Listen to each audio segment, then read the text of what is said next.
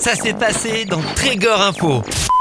Nous sommes en compagnie de Franck Augier, proviseur au lycée Le Dantec de Lannion. Bonjour monsieur Augier.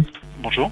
Alors ce samedi, vous allez ouvrir vos portes à des élèves de terminale afin de renseigner sur les 3 licences professionnelles que vous avez dans votre lycée. Est-ce que vous pouvez nous en dire un peu plus là-dessus ? Je crois que la première chose que je tiens à dire, c'est que les 3 établissements d'enseignement supérieur public de Lannion ont décidé d'ouvrir leurs portes ensemble pour montrer qu'à Lannion, il y a un pôle universitaire important et qui est très riche. Donc ça, c'est la première originalité, parce qu'il y a une population importante dans la région.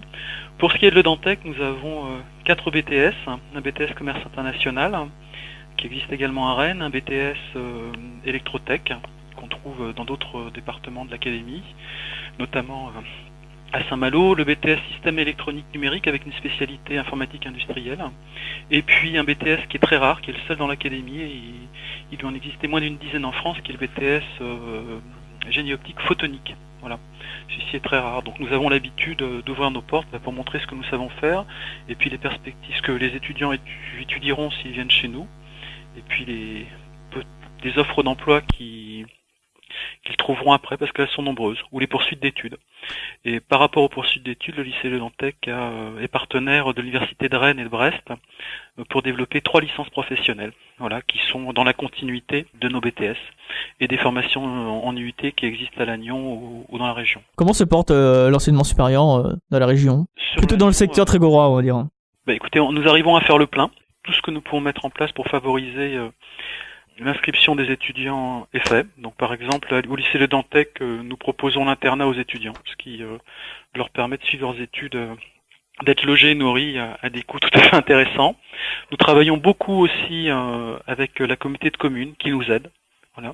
D'ailleurs, ce que je noterais, c'est qu'il y a un portail internet unique qui a été créé par la communauté de communes pour informer les étudiants ou les élèves qui voudraient venir chez nous de tout ce que le Trégor offre. Voilà. Alors, en recrutement, nous recrutons. Voilà. Les gens viennent de la région un petit peu plus loin, notamment pour le BTS génie optique photonique. Je dirais que je suis satisfait. Voilà.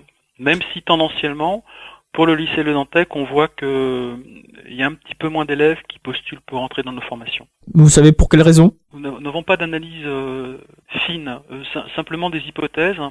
Je pense que les formations qui existent à Lannion, on peut les trouver ailleurs. Voilà.